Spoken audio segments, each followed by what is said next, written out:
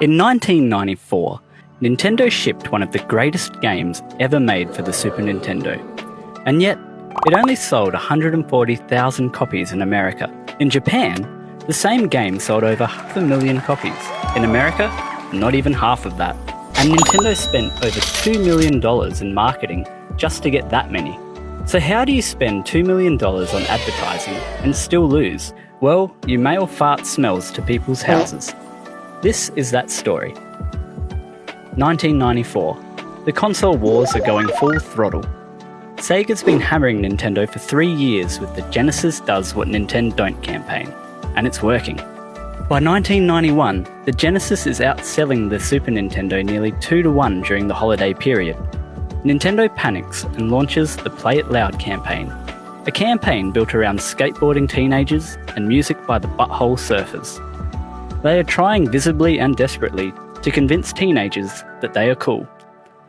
And it mostly works. Donkey Kong Country with its next-generation graphics, games for adult audiences like Killer Instinct, Nintendo is making a comeback. But into this environment comes Earthbound, an RPG all about a kid fighting hippies and aliens with a baseball bat. Designed by celebrity copywriter Shigesato Itoi, this was the second game in the Mother trilogy. Shigeru Miyamoto himself completed the game, his first ever RPG, and believed it could sell millions of copies in North America, so Nintendo gave it a real budget. But this ended up being a big mistake. The game is quirky, irreverent, surreal, and absurd. Nintendo of America looked at this and thinks, lean into the weirdness. So far, so good. But then they decide that weird and gross mean the same thing. Full-page magazine ads run with taglines like, "It's like living inside of your gym shorts," or "Comes with more rude smells than a pull my finger joke." And affixed to these ads are scratch and sniff tabs. Scratch it and you can get smells like farts, stale pizza, or skunk spray. But here's the thing. Gross out humour was genuinely a cultural movement. Think Ren and Stimpy, Beavis and Butthead, or Earthworm Jim. It worked. But none of these had anything to do with Earthbound. The game is not about farts or gross humour. Earthbound is literary and emotional. Its ending left adults feeling genuinely moved.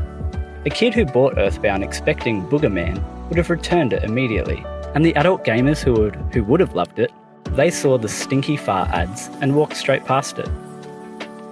But then it gets worse, physically worse. Scratch and sniff tabs from 1995 were not precision engineered. They leaked.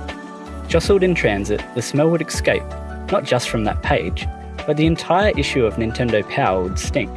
The entire envelope, sometimes the entire mailbox. Nintendo made it worse by also sending direct mail advertising, unsolicited at people's homes. People who had never heard of Earthbound now associated the name with receiving an uninvited, stinky piece of mail. GamePro reported more complaints about this campaign than any other ad that year. To summarise, they spent $2 million making strangers angry at a game they had never played. Earthbound sold approximately 140,000 copies. Critics called it nauseatingly cheery. The game went on clearance. Used copies were dirt cheap. Meanwhile, the campaign never once showed the actual gameplay, the story, or the humour that was actually in the game. It never explained why you would want to play it. It spent its entire budget on a joke that had nothing to do with the product. Earthbound had everything it needed to succeed. A real budget, an exceptional localization, Miyamoto's personal endorsement. Inside the cartridge was one of the most original games ever made. But what it needed was someone to show people what it actually was. Then, in 1999, Super Smash Bros. Shipped with 8 characters, and one of them was Ness, the kid from Earthbound. Suddenly, millions of people were asking, who is this? Ness has been in every Smash Bros. Game since. 30 years, representing a game that originally flopped in America.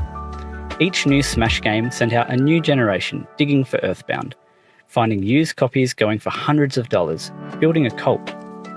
When Nintendo finally re-released it on Wii U in 2013, Satoru Iwata cited fan outcry as the reason. 18 years late, but it did get there. The This Game Stinks campaign is remembered as one of the worst marketing decisions in Nintendo's gaming history. But it also shows that brilliant games eventually find their audience, even if it is 18 years late.